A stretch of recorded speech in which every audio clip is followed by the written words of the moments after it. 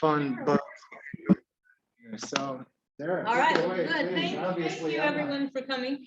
And we had until 4:45 instead of 5 o'clock because there's another event coming here. So what we're going to do is we're going to give each of our guests, our featured artists, about 20 minutes and kind of touch base about what they want to discuss. And then that will leave us some time, about, quite a bit of time, I think, for a discussion. Either way, I mean, this side of the table. There we go. But we're going to begin with Wausau native. Yeah, Wausau native Jarrod Crooks, who I've known, I've met, I've certainly heard of, and I've watched his hijinks on YouTube and other places. And I think I know people who were in such hijinks this times. You know Dave Dickinson, because he's working. Dave Dickinson. UW. No, David Dickinson, he's here at the great. Yeah. He's with Chris. Okay. Anyway, Chris. that's it. But so at any rate, Jarrod is completely self-taught, I've learned. And he began his impulse for what he's doing now with a love for Jackie Chan. Kind of. Yeah. And I think jumping off a lot of roofs is probably giving his parents a lot of Mostly my grandma. It was my grandma. She's like, I don't like that. no more jumping off the roof. But he has now a very well-rounded film person. He has, I think you're on your 6th feature film. He started choreographing his own fight scenes with no training. And I was thought maybe he would tackle someone in here and let me be a stunt dummy, but he said he has other things to discuss. But he's a variety of short films. He's we're going to feature films, and I just found out he works as a cinematographer, a freelance cinematographer and actor in Minneapolis, and does what is the bank?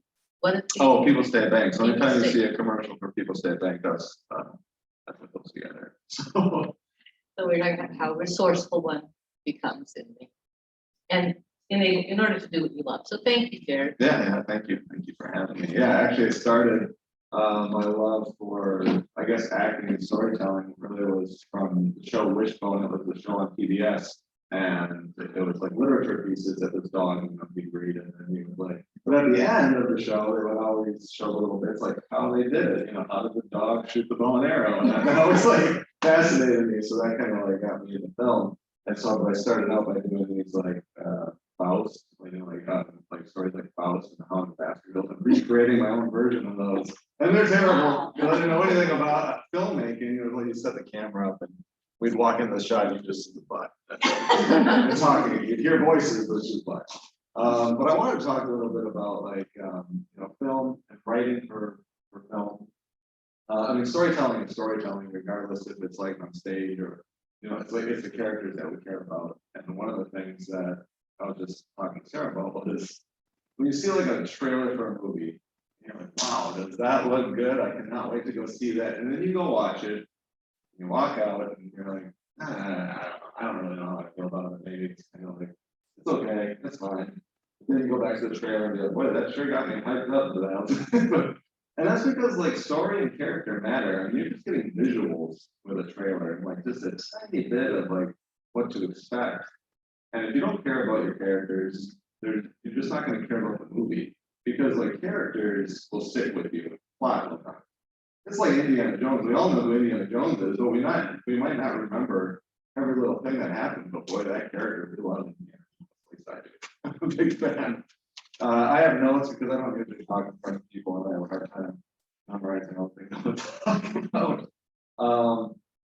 But yeah, so the story is really about the character and what the character wants to accomplish, and everything that is in the way of that. It's like there's the obstacles that get in the way. So like it's like every character that this character will run into is preventing them from accomplishing their goal. So I'm currently working on a feature film called The Big Gift. And this idea came because my brother, he put together this thing for his son. It's like, I don't know, like a house or fort or something. And he's like, it's really frustrating, brother, because Santa's getting credit for this. Oh. And it's like, and I'm like, oh, it's like, I busted, I slaved away putting this thing together and sent it to, whatever. Fine, it's whatever. I just thought that was like really interesting. And so we made this like, this concept trailer that was for like a competition thing. And so my buddies are telling me, you have to make this into a feature film. Like, okay, that's fine. I made a 2.5-minute trailer about the concept, but that's not the movie. That's not, my friend's like, it's easy. It's like, okay, well, I had to figure out a reason for everything. Like, it's not just like, like Santa's getting credit for the gift. Why? So like, I break up these, like within the movie and within the story, I can do this like 10-minute sections where like that fill the entire movie. So like this 10 minutes, I'm going to tell this, and that's going to be like its own little story. This is that leads into this little story, that leads into this, that eventually gets you to like the climax, and then you wrap things up. You set up. And the thing was, what is this character? It's not. It's like if you just buy like a gift, and it's like I want credit for it. That's not enough. So I had to fire the character. I had to have him lose his job in the beginning of the movie, and then he can't tell his wife because he doesn't want to tell his wife that he lost his job. And then he has to go and do these like really odd jobs, like shoveling snow or whatever he has to do to make this extra money to now buy this really expensive gift that his son wants. So now there's like a reason why he really wants the credit, because he busted his butt to pay for this thing. And it's not so easy to just give it to Santa now. But Santa also wants the credit because we like had to write this whole little backstory about how Santa, which I want to show here, because I have a clip from this movie, which by the way, this isn't coming out until next Christmas, so you guys are getting a little treat about what we're doing. But Santa has lost his way, let's say. He doesn't want to put in any extra work. He wants the parents to do all the work for him. So that's why he wants the credit for this gift. And yeah, we'll share this this fun little clip talk about Santa. And And you can also watch the trailer on. yeah, we do have it's I like it. everything in that trailer is actually not going to be in the movie. That's like it's all concept stuff. So like it's gonna be all I like fresh. the fight. I did not. So this, You can tell your Hey, mommy. Santa, remember me? Yes, didn't I see you and your son last week? Your son, he wanted a Tyrannosaurus. Carnotaurus, don't play dumb, Santa. I beg your pardon? I know you have my son's gift. Of course I have your son's gift. I have all the gifts. You took more?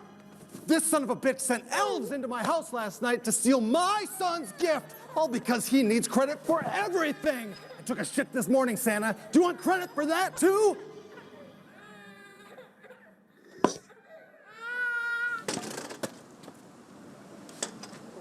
Fine, take Santa's side. What do I care?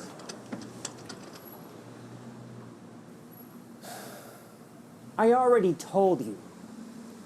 That's not the real Santa. What do you know about Santa? Everything. Everything? I know the song Jingle Bell Rock really gets on his nerves. And I also know he secretly doesn't like milk with his cookies. I also know he doesn't like it when parents put their name on the gift, which is, I'm guessing, what you did. How do you know this? Not here.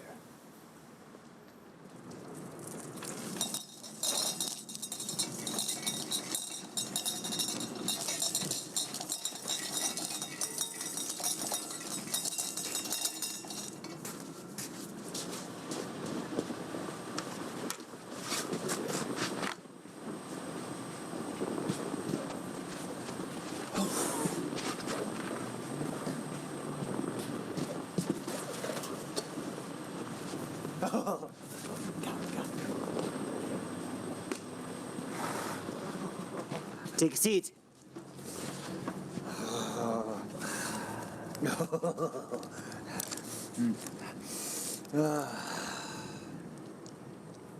So you met him? Santa? Yeah. He sent elves to my house last night. Took me and my son's gift. I was one of the first, you know. The first. First elves, born of magic. Santa makes all his elves with his magic. Okay, wow. So he's like your dad? No,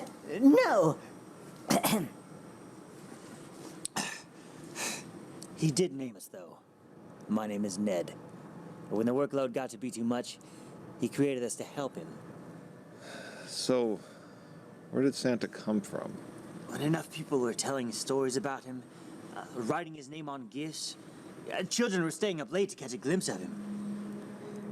He was believed into existence. Now, people don't realize it, but belief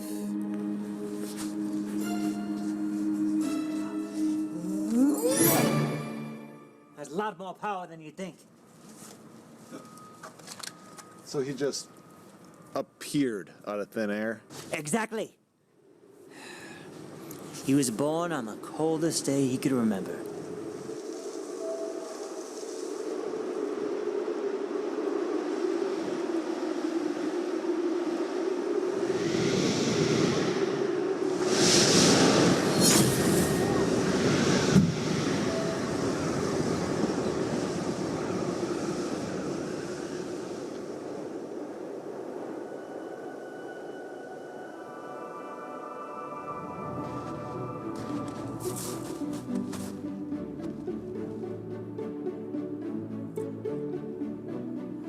It didn't take him long to realize he had power, and the magic he could do with it.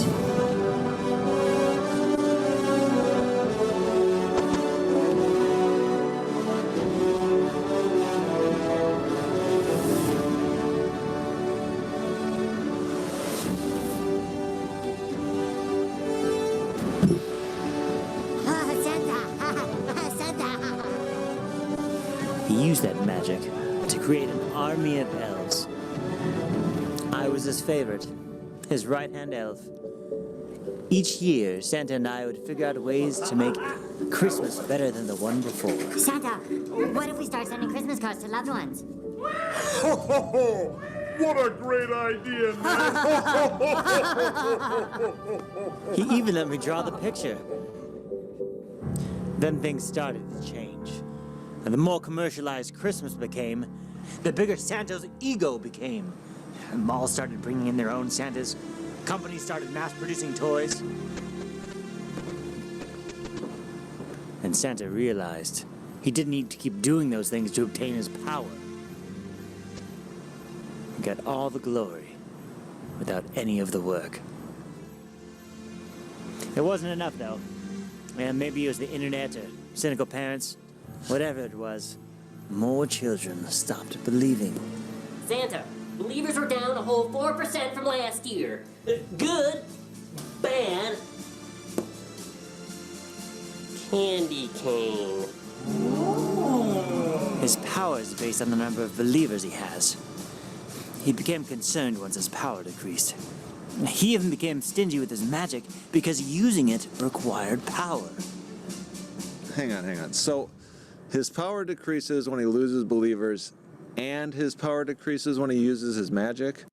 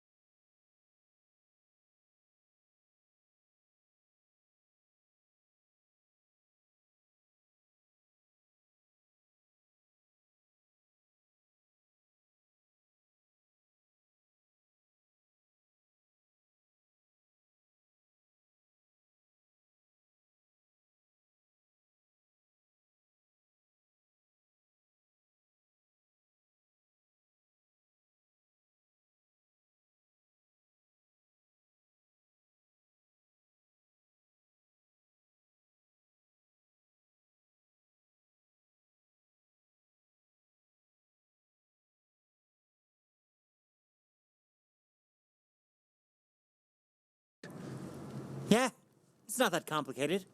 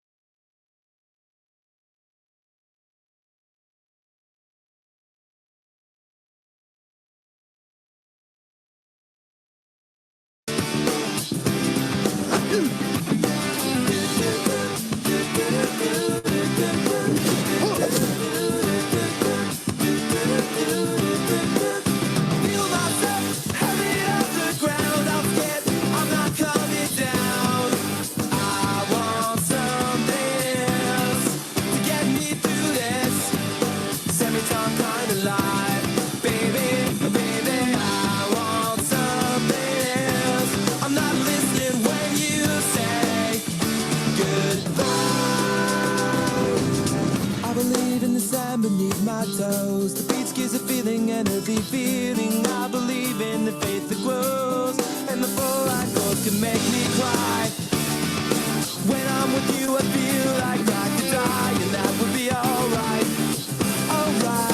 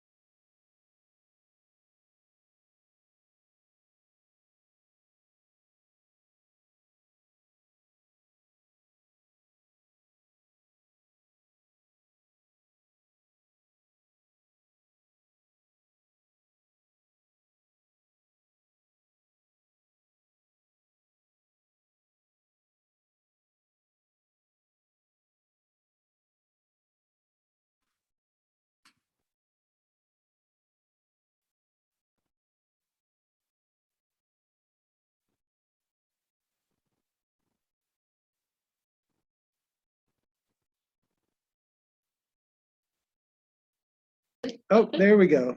Oh, sorry, there we are. Sorry, everyone, I didn't want feedback, and Cheryl asked about, okay, sorry, we're good. Welcome, Suzanne. And I thought Suzanne might be joining us from the mountains of Wyoming. But when I saw the setting, she's in New York City, where she has worked and lived as a playwright, and sometimes, I guess, spends time at a house in Wyoming now too. Kind of a study in great contrast. But Suzanne has written a number of plays. She had done a number of residencies. She was the winner with The God Game, which is a play that I find quite, I spent some time reading, of the Ashland Play Festival. She's also served as the resident artist at the Lark Playwright Workshop, a member of other residencies, including the Alabama Shakespeare Writers Workshop, is that correct? And is a member of the Ensemble Studio Theater. And because I'm so starstruck, I was particularly excited to hear that she was the dramaturgy assistant, kind of the head research and thought in conjunction with the series of Arthur Miller place at the Ensemble, is that right? Studio Theater? At the Signature Theater. Signature Theater. So she did get to work right beside playwright Arthur Miller. So thank you, Suzanne. And were you able to hear Jarrod? And Not after the first clip, I couldn't hear him, but I heard up and. oh, that's too bad. But we would just turn it over to you because I know that we talked a little bit about things you might discuss that were relevant to your career and the industry, and certainly writing for stage. Yes, thank you. Wave at me or let me know if I'm too echoey. I don't know what I would do about it, but hopefully I'm clear. Thank you for that lovely introduction, Sarah Rudolph. And I didn't get to hear all of what Jarrod had to say, but I loved the clip. And I want to see the Santa movie. It was so hilarious and weird in a great way and mysterious with some sweetness and menace in it. So I'm on board, Jarrod. And I'm also happy to be with y'all, not least because my parents met at the University of Wisconsin. So I literally owe my life to this part of the world.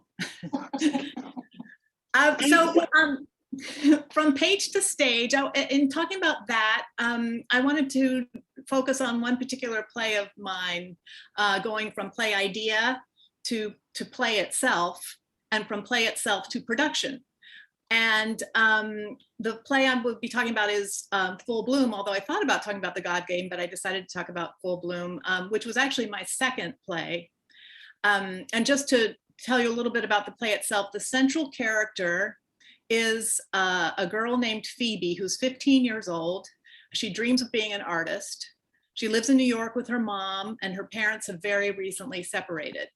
She's a smart, confident, precocious kid, but she has recently blossomed into a beautiful young woman, and the physical change has had a profound impact on her psyche. She notices that people stare at her, and from her point of view, they stare at her without really seeing her. So ideas, of course, can come from anywhere and everywhere. They can come from an article in the paper or an overheard conversation or a controversial statue in a park, which was the case of my play Confederates, and the statue was in Charlottesville, Virginia, my hometown. Sometimes the driving force of a play is just the desire to write for a favorite actor. And many of the impulses are so deep and ingrained that you don't even know exactly where they came from or what they are or why, at least until you've finished the play. So there were several inspirations in writing Full Bloom. In one of them, I heard a radio interview with the psychologist Mary Pfeiffer, who wrote the book Reviving Ophelia, with Saving the Selves of Adolescent Girls. And she chronicles in that book, through interviews, et cetera, what can happen when girls go from girls to being adolescents, and how many can lose their confidence and their assertiveness, their resilience, how they become painfully self-conscious and self-critical, and some of them resort to self-harm. So I heard her interview, then I had to read the book, and it hit me hard, and I recognized the truth of all of that. Around the same time, I was rereading The Catcher in the Rye, and I was struck anew by Holden's sister, Phoebe. She's his rock, he's falling apart, and she is his absolute rock, and she's also 10 years old. And so I was wondering, what would this confident 10-year-old precocious girl be like when she's 15? So that kind of what if launched me into the creation of the central character of the play, who I decided to name Phoebe. And my Phoebe, who is also inspired by my freshman roommate in college, who was the valedictorian of her small town Iowa high school. And when she arrived at college, she was smart and funny and kind of gawky. And she was also very quickly my best friend. And over the course of freshman year, she gained the freshman 10 pounds. But on her skinny frame, she went from kind of gawky to drop dead gorgeous. And the transformation was, I don't think I've ever seen a transformation that happened that quickly. And she became the object of intense male desire, which was exciting, but it was also overwhelming. And she ended up dropping out of school and dropping out of my life. So I was devastated by this. And when I called my dad to tell him that Terry was leaving Augustana, I was crying so hard, he couldn't understand anything I was saying. And obviously that experience left a deep mark, way before I ever thought I would be a writer, by the way. It was 20 years later that I put some of that experience and emotion into the play, Full Bloom. So I'm mulling all over this and I have some ideas, Terry and Ophelia, and I'm developing my Phoebe and the other characters. There are 5 total, but I was struggling to find my way into the play, how to start it actually. And as I was thinking about all this, I happened to go to a lecture at the Museum of Modern Art. And the lecture was given by a friend who was working there. And this friend, whose name is Allison, chose 7 plays to talk about at length. And they were all by abstract expressionists. And one of the paintings that she talked about was by Barnett Newman. And he was someone I had never heard of before, even though I had been to the MoMA a million times. So we stood in front of this painting of his called One Meant One, a very, to my eyes at the time, unprepossessing, plain kind of painting that I never thought about before that. But Allison spoke of how that painting came to be, and that Barnett Newman was trying to paint in the aftermath of World War II. And like so many artists of his generation, he was struggling to paint with the knowledge of what had happened in the Holocaust. And the question of how you can create art in the face of that kind of horror, in the first depression he experienced, and then the struggle to find an expression for that, he found his voice, and he found the voice that he is known for. And the way of expression that he came up with, he called zip paintings, which are basically a field of color, often with a line somewhere in it, a vertical line. So the painting we were looking at, which is called One Meant One, is a rust colored field with an orange line running down the center. And Barnett Newman said that the orange line, that orange line represented man coming out of the chaos, Adam coming out of the void, Eve coming out of the void. So it was so unexpectedly hopeful. We had been talking about how do you create art in the face of the Holocaust? And then his reaction is to paint something hopeful like that. And so I'm standing there in this gallery weeping, surrounded by strangers, feeling embarrassed, openly just weeping. But I also, my mind, and that the thrilling thing about writing, which I'm sure Jarrod would agree, is when you're in it, you find inspiration all over the place and you don't know where it's going to come in. And I was thinking about Phoebe, and I thought, what if my Phoebe, who's feeling overwhelmed by people staring at her and making an object of her, what if she looked at that painting and didn't see woman coming out of the chaos? What if she saw the opposite? What if she saw woman disappearing into nothingness? So that painting became the central metaphor of the play and the scaffolding around which I built the whole story. I'm going to read for you the first moments of the play because they came out of that experience. And Phoebe often speaks directly to the audience because she can't, like many teenagers, she can't communicate with the people around her. She's having struggle with her family.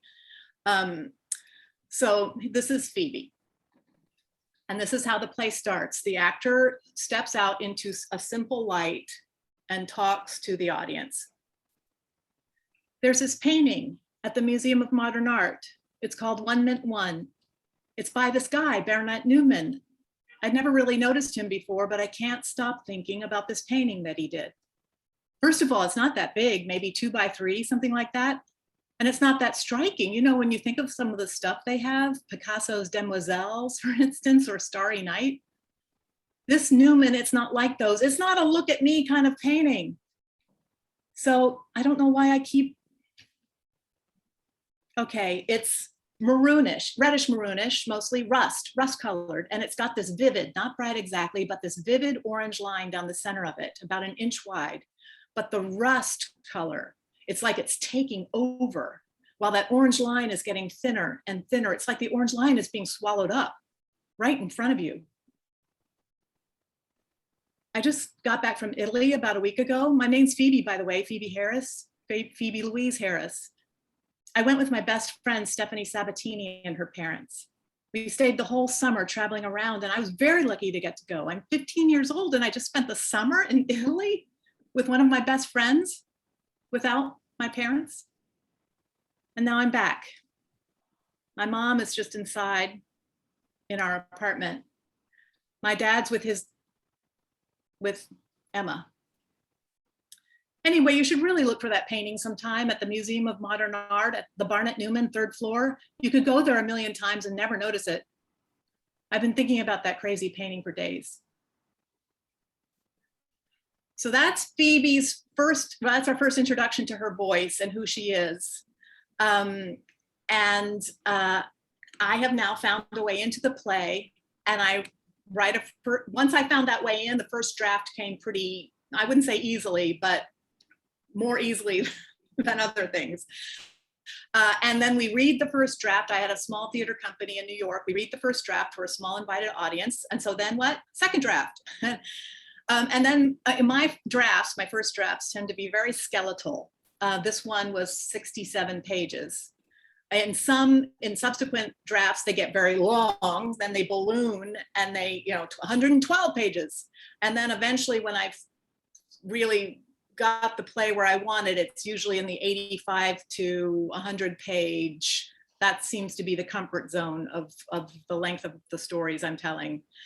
Edward Albee, who was sometimes a moderator at one of the workshops I was in, used to say that a play should be as long as it needs to be, whether that be 12 pages or 112 pages.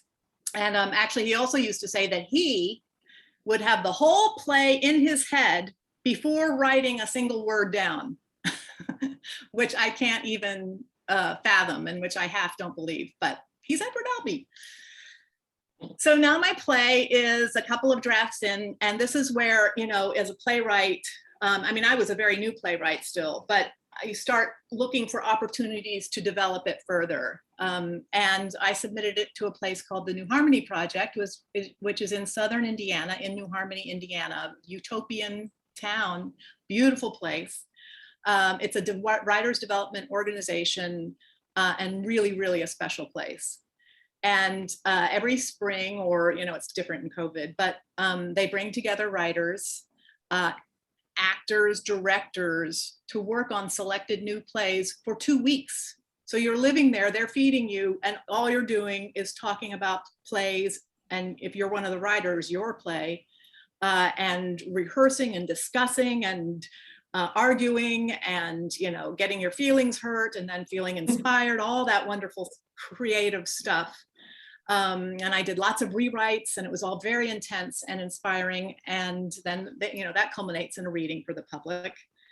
And then I guess one of the reasons why I wanted to talk about Full Bloom too was because that experience led directly to a production at a major regional theater, because someone I met at New Harmony recommended the play to someone at that theater.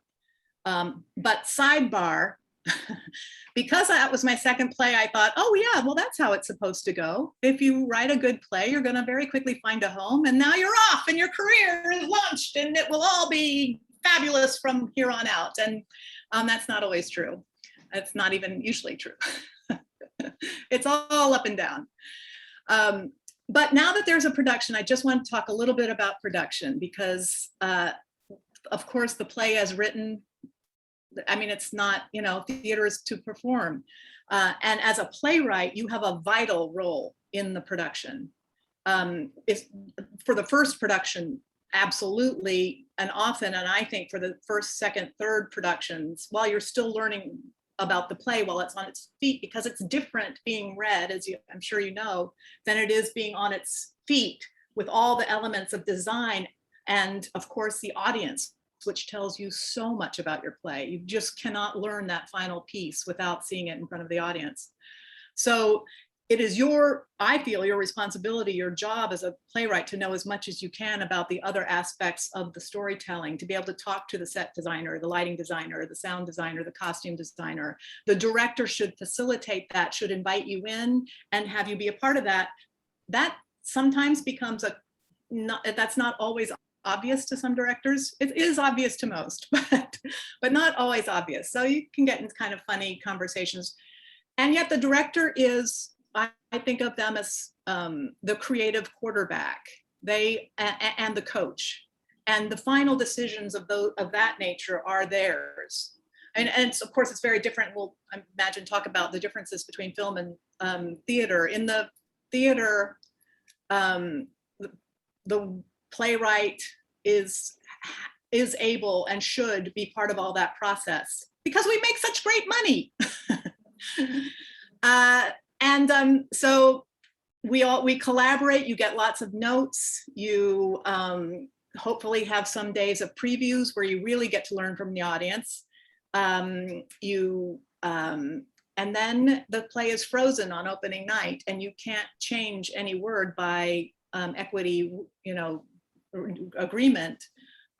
So you learn as much as you can at that first production, and then if you're lucky, you get another production to continue learning, which is what I did. And actually, with that play, I had 4 productions before I wanted it to be published, and then it was published because I felt like I had soaked up all that great stuff from the audience that I was going to get with 4 different casts, and that was and it doesn't always have to be 4, but it felt like good that it was 4 in that particular case. So that's kind of a snapshot from the littlest of ideas to sort of full on putting the play in front of people. And yeah, I think that's what I wanted to say about that, and see if y'all have if you have questions or. Yeah. Actually, I have a question because I want. Where am I? Here? Okay. Yeah, I'd assume it would be similar.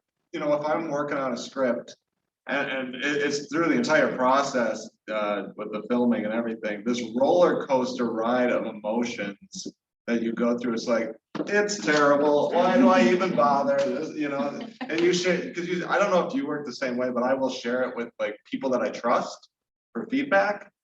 And sometimes getting that feedback can almost like just kill you. And you almost like, I don't want to continue, but you have to almost take a moment of like, to process it and then be like, okay, I'm going to go back and I'm going to make the necessary changes. But a lot of it too is like with a grain of salt, right?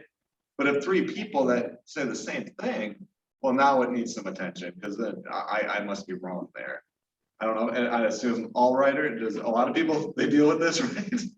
I think a lot of them do. And I think that's such a great way to frame it, because, it really is one opinion. It depends. Somebody can express a really smart opinion about something you wrote, but maybe it's not smart for your play.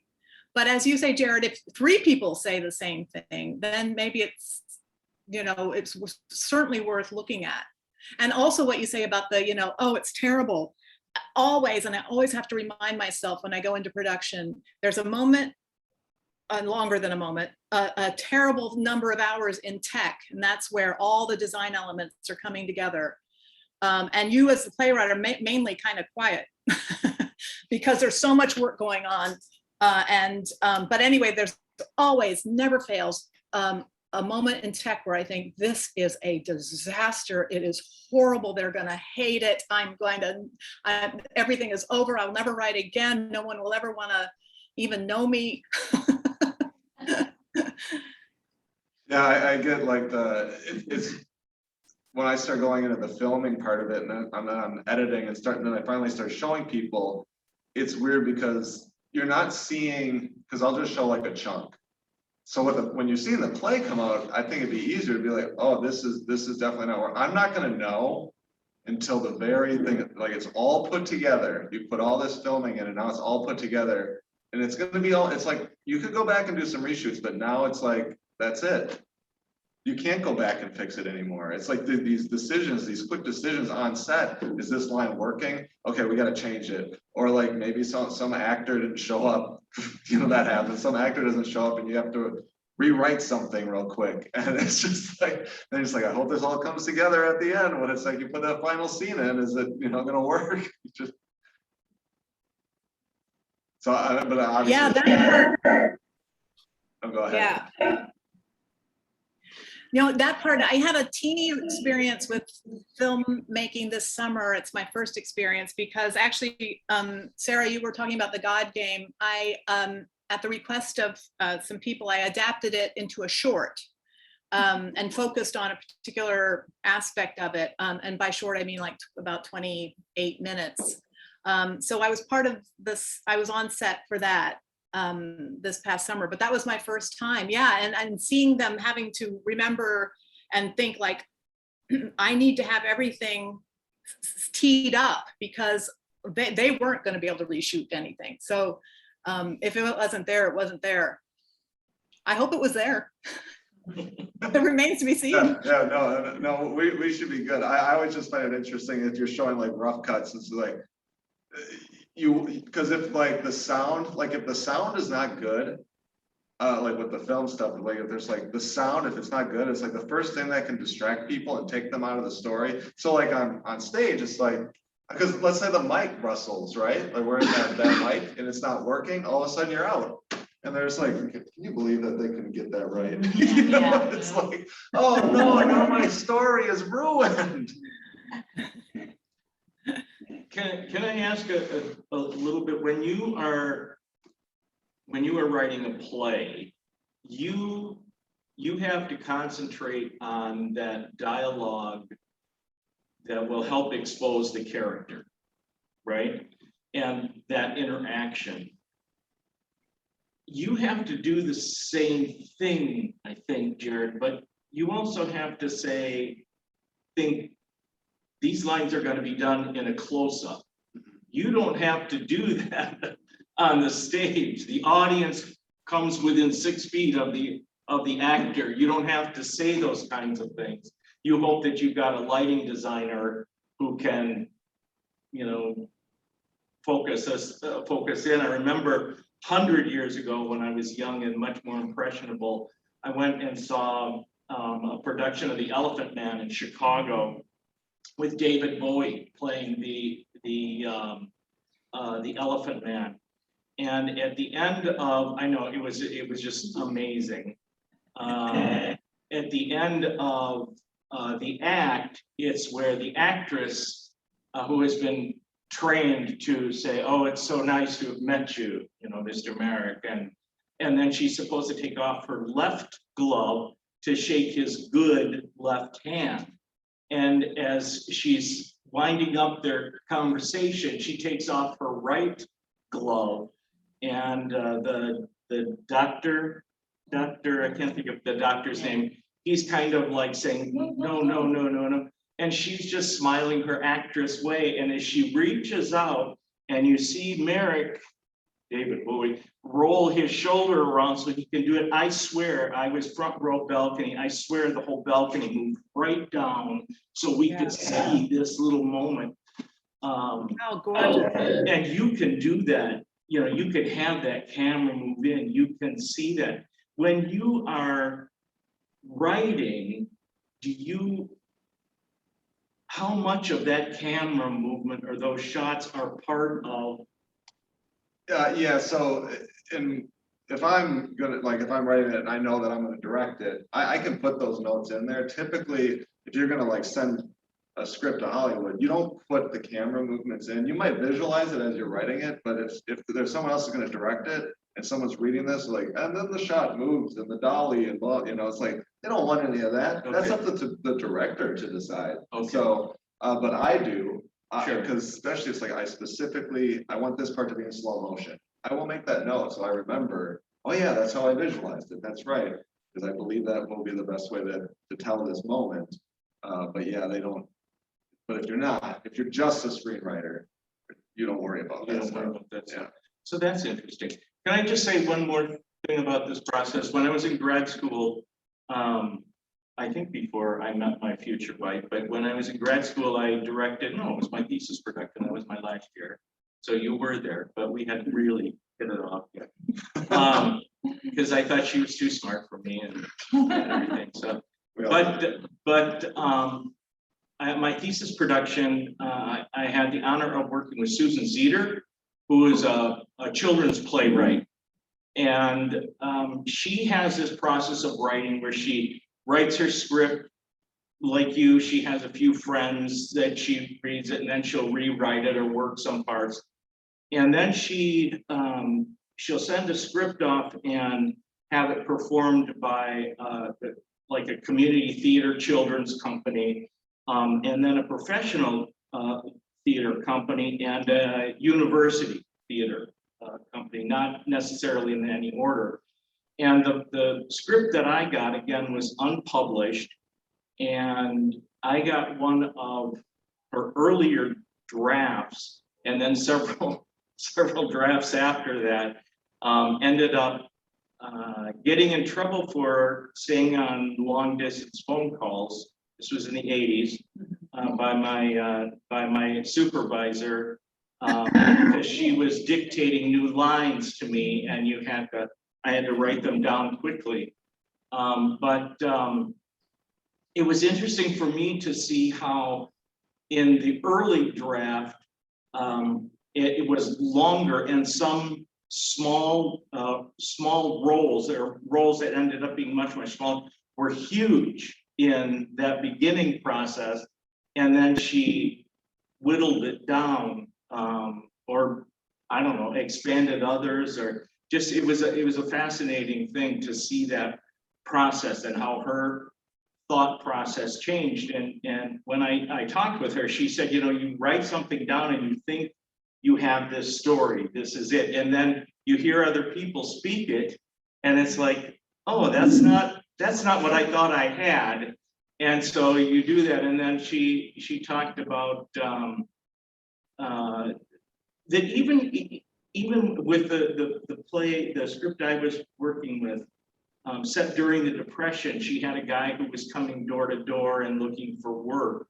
And that part initially was much bigger. And she thought her play was more about speaking about those people, that situation with people at the time. And then later on, she realized that really was not the main focus, and kind of worked, it doesn't matter, but it was just an interesting process. And I was so fascinated to hear how you are changing things, and you're, you as well, how that process goes. Yeah, I find you don't know what the play is about. I don't know what my play is about usually until at least the end of the first draft. Sometimes later you're figuring that out too. And as you say, discovered that, oh, it's really not about, she discovered, oh, it's really not about that. And I met her at the New Harmony Project, which was the place I mentioned. And I also just wanted to say before I forget that I was doing a family musical. I wrote the book in New York at a small theater company, 72 seats or something. And in the musical, children's musical, at the end, there's a song that everybody in the audience is supposed to join in and sing to save the whale in this case. And so everybody in the audience joins in and sings, and my family is there. My brother is sitting next to me, and he nudges me, and he goes, look behind. I look behind. David Bowie was there with his daughter and his wife, and they were singing along. Oh, wow. Wow. That's awesome. Yeah, I'll say with as far as whittling things down, they say with well, at least I believe that it's always being rewritten, even as you're editing. Like there might be a dialogue that's like, okay, there's nothing necessarily wrong with the actor's performance or anything, but it's like, it's gonna work so much better. Like whatever this actor just said, this actor saying nothing is gonna mean more instead of responding to whatever he just said. Like I love the idea about like the audience sometimes like filling in the thoughts of other actors, where they're just like, they're watching, it's like, oh man, like when you're watching, it was like, I would have said something there, because like, or I would have told them this, but like so now the actor is like more involved because or the audience is more involved because they're like, why didn't he, whatever it is. I don't have an example on hand, but that's, any chance that I have to get the audience more invested, I'm going to try to do it. That's so true. Yeah. And I will say, like, the dialogue, the way that your dialogue and the monologue was written, where it's like it's going and then you kind of cut off, like, maybe I don't want to get into that right now. I mean, that's beautiful. Like that's the kind of like dialogue, like, yes, that's how people are, right? You see some people, it's just like, it's like flawless, and it's like, no, that people don't, that's not how this works. Right. Yeah, exactly. I have a moment in a play when you're talking about the moment, creating, not necessarily the verbal moment, in a play of mine called Naked Influence. And the opening moment is one of my favorite opening moments ever. And I can say that without being a braggart because I didn't do it. The opening moment was completely created by the director, the choreographer, the set designer, lighting, sound, so that, and the play was about a stripper. And in the first scene is in the strip club, and you're sitting in the dark as the audience. And the first moment with the music is suddenly the lights go on and two strippers are on poles mid-twirl. Like you didn't see them come, they're just mid-twirl going around. I was like, oh, that is fabulous. But that's not written in the play at all. I think that, yeah. Oh, I had a question. I wondered if you could say something about what it's like to have to wait a long time between when you conceive of an idea and then it goes to production and then it comes out. It's Jarrod, it sounds like your movie's like coming out, like what it's like to have to make a Christmas movie when it's not Christmas, right? Or even when it's, it's even a year away or more than a year away. Or, Suzanne, in your case, you talked about seeing a play through multiple productions. I imagine that was over a period of years, and at what point do you creatively want to go on to something new, but you kind of still, and what is it like to still be involved in this older project while maybe you want to move forward? That's, yeah, with Full Bloom, I consider that play, with all its beauty, but also any faults it has. I feel that is done, it's published, and it, but with The God Game, which is also published, somebody is doing it in California next year, and because they're doing it in Los Angeles, it creates a different kind of pressure. The two big high pressure are New York, and in terms of just potential for disaster or something nice. So I am looking at that because I learned in writing the screenplay, there are a few things that I'm like, oh, I like this, I like what I did here, and that could be in the play. But mostly, I do think that after time, it is what it is with all its faults and brilliances, all its imperfections.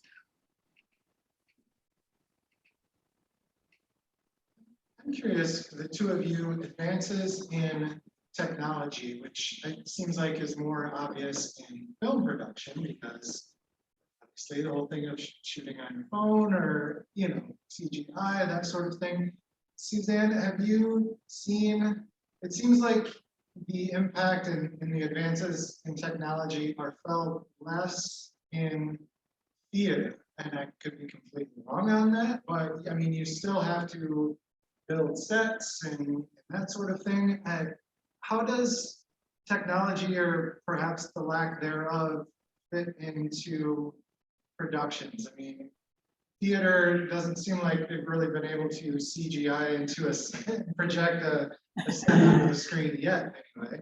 Or maybe that is happening. I don't know, but just, yeah, I'm sure, probably as well. So then, yeah, I'm curious about that too. Just differences in technology, and are you seeing advances? What sort of advances in technology are you seeing in theater production? Yeah, that's really interesting. And I think, well, I mean, one of the things I love about the theater is that you, as Jarrod was saying about inviting the audience in, that you can bring them in with the imagination that is required sometimes to believe that you are on Mount Kilimanjaro or wherever, and at the top of a mountain, or you don't necessarily, most theater isn't going to bring in the helicopter within Miss Saigon, but they, there are, I don't know that if with my plays yet, but I have seen some wildly imaginative productions that are really astonishing. I'm thinking of Brief Encounter, which was done in New York, and I can't even remember exactly how they did it,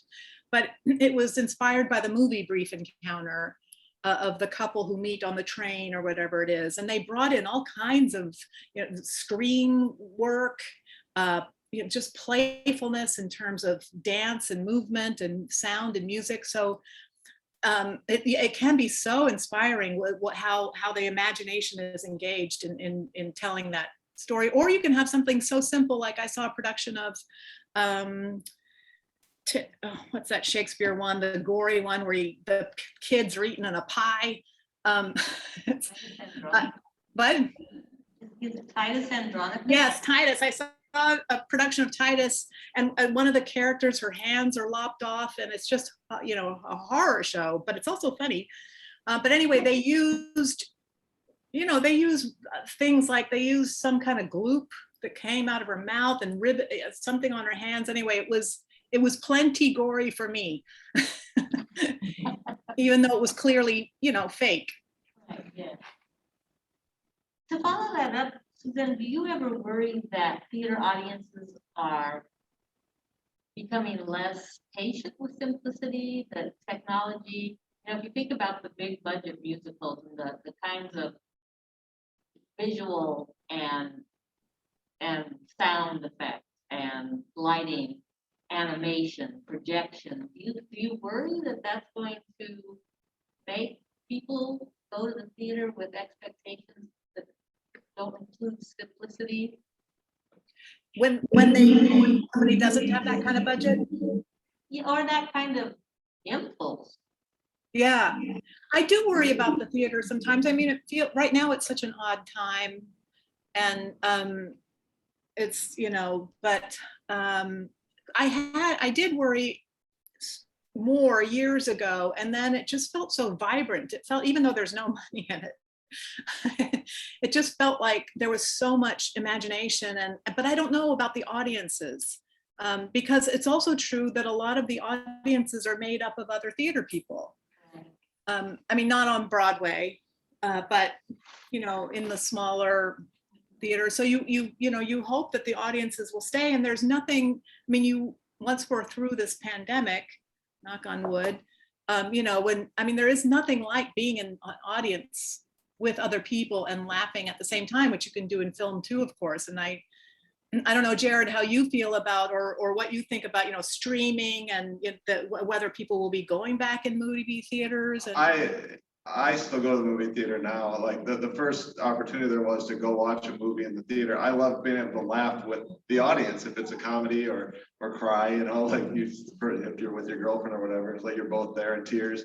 But I love that sense of community, that you're doing this together. So me too. But I do think some people don't want to go out. I think that the viewing experience at home has become so good and so comfortable now. It's like not as many people are going out. Yeah. But yeah, because of my love for film, and there are still a lot of people that love theater and film, that they want to go out and experience that. How long will that last? I don't know. Yeah. Well, and then to continue on that kind of what sounds so negative and full of gloom, I sometimes worry about training audiences, because I think some people are so accustomed to seeing movies in the comfort of their own home that now, like theater here, they made all the seats like recliners. I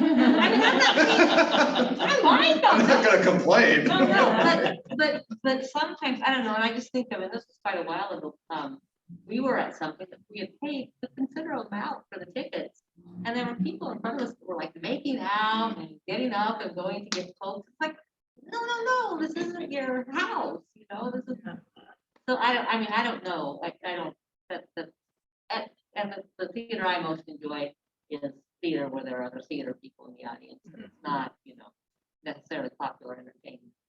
I've gone to a few film festivals where you're sitting there watching, and it's like, so like if I'm gonna go, it's like this is the movie I'm gonna go and commit my hour and a half to or whatever. But there will be audience members like, Yeah. they're getting up and they're leaving. Check out something else. And you know that the director and some of the actors are in there, and that's just like, wow, that is harsh. Yeah. You know? Just drop by. Yeah, so the etiquette, yeah, is that's how do you, it's like, you don't do that. No. You know? And maybe I'm being an old fogey, I don't know, but when I would, toward the end of my career, when I would take students to the theater, and that was often a major sense of outreach and an opportunity that I just love to take them, like, you know, a lot of my students have never been outside Maritime County. And so like to go to the Guthrie or to go to, you know, the Milwaukee Rep or something. And I find myself having to tell them, okay, you can't wear paint, you can't wear hats, like you can't have your, you know, hat on, please, you know, don't wear the pants you just swept out the barn in. So, and you know, maybe that's, and I don't want to sound elitist, but a lot of times I found like, no, you don't show up to the same pajamas. And again, maybe I'm just an old fogey, but. Well, in a lot of theaters, here, even, I think, yeah, off-Broadway theaters, you can now bring drinks in and I think some food, like, you know, milk duds or whatever, but that just seems, because of the live nature of it, not that I haven't indulged in a cocktail since we're now available. Yeah, maybe you're bringing in a soda and you're like in the middle of some, you know, monologue. It's like, Opening the candy, I've heard, you know, pre-curtain warmer kind of speeches where, do this now. Yeah. And in fact, well, I'll say if it's a really good movie or play, like I will not, I don't even bother with it once it starts. Like that's kind of like during the previews, and then once it's going, then I'm just, you know, unless it's not good, then I'm. Heck, who's ever there? Do you think that technology and then also stream, you know, home viewing of Netflix episodes, right? Is it influencing the length of things that you write or that you want to write, or how you think of how long one of your movies or one of your plays should be? Like I was, you know, you were talking about different lengths of things. And the one hand, it seems kind of exciting, like that there's so many more acceptable lengths, you know, that a work can be. But it, you know, you were talking, Suzanne, about how you feel like you have like a sweet spot for how long you like your works to be, page-wise. Mm-hmm.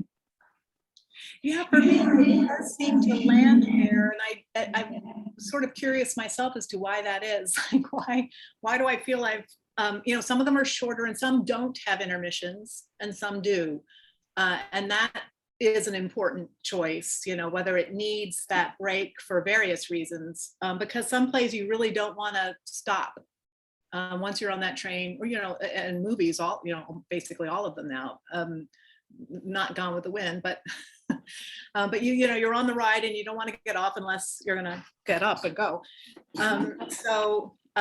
Yeah, I don't know why that lands for me, but it seems to work.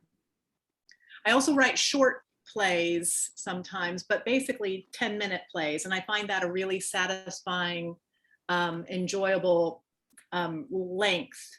And it's a nice way to meet theater companies too, because many theater companies produce short play festivals, and then if you haven't been able to meet them through a full-length play, you can meet them maybe through your short play. And also it's just very satisfying because the short play still demands a beginning, a middle, and an end. It shouldn't be a skit.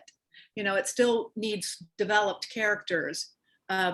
So it's a fun and a short. And Jarrod, I had noticed that you had done short films as well, right? Yeah, right. Yeah, and I find them as a way of experimental. Like the short films, it's like, oh, this is a chance to try this, because I'm not going to invest 2 years of my life with it. I'm going to invest, you know, a couple of weekends. So that's the beauty of shorts, and just to practice writing as well. Yeah, because like you said, you still, it's not a skit. And I have some friends who do like they say like, check out my film. I was like, this is kind of more like a skit. This is not exactly, you know, it's like there's no character development. I didn't learn anything. You're just being goofy, you know. But yeah, and I've done the goofy stuff too. But yeah, it's definitely a different ballgame when you're trying to like develop characters, things like that. And I was going to say, as far as length, I think, you know, one of my favorite movies is The Green Mile, and it doesn't feel like 3 hours and 9 minutes because it needs 3 hours and 9 minutes. The only time it feels long is when you don't need all this extra garble, you know. It's like, okay, we could probably do without that scene or this scene. This doesn't move the story forward. This has nothing to do with anything. So you can tell when it's like, no, we're just going to fill it in. So. Yeah.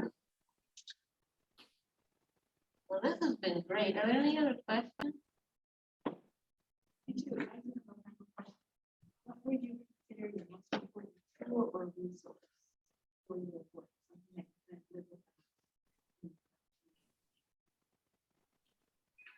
Could you hear that, Suzanne? Could you hear her? No. What is your most important tool or resource in your writing that you couldn't live without? Tool or resource in your writing that you can't live without. Yeah, maybe you could. Besides the computer to type it on. The most important tool or resource. Yeah, life. I think it's life. I don't think, like, if you don't go out there and experience things that you can pull from to tell your story, or having conversations, like I said earlier, like the idea of the Santa thing came from my brother complaining. I needed that. I needed him to complain to me so that I could tell this story. So yeah, I think just listening, observing, you know, like pulling from anything. I think that's, because eventually you'll run out of ideas if you don't. Yeah, you know. That is beautifully said. And I'll just add to that, you know, this and this. Yeah. Because I always start with the pen or the pencil on paper rather than the computer. Is that what do you start? Do you start with images? I mean, there's a lot of things going on up here, so maybe my brain might be first, but yeah, it's, I do write some things down. I mean, I do have messes of notes, but yeah, and if I have an idea, you know, it's like now with the phone, you can like blah, blah, blah, blah, Sure, record that yeah. out, you know, so that's another way. Because a lot of stuff comes to me when I'm driving. It's like, that's where it comes. Right. Thank you. Thank you so much. Chad, did you have Thank you. I enjoyed that. We'll be in touch. Thanks again. Thank you so much. I Bye-bye. look forward to Santa. Yes. Hi to Kyle. We all do too. I will. Yes. I'm just such a